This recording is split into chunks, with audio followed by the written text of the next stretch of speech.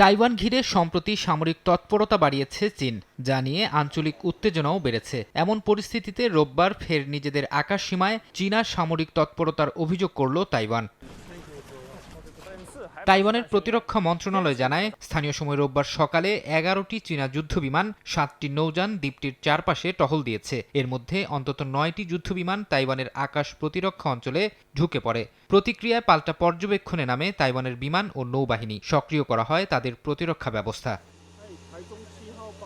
সেনা মহড়া চালিয়েছে তাইওয়ানও। হানকুয়াং নামে এই মহড়ায় তারা ব্যবহার করেছে মার্কিন হিমার্স রকেট সিস্টেম, যা চীনের উপকূলীয় ঘাঁটিতে আঘাত হানতে সক্ষম। তাইওয়ান বলছে, এই প্রস্তুতি ভবিষ্যতের চীনা হামলা মোকাবিলায় তাদের প্রতিরোধ সক্ষমতার প্রমাণ।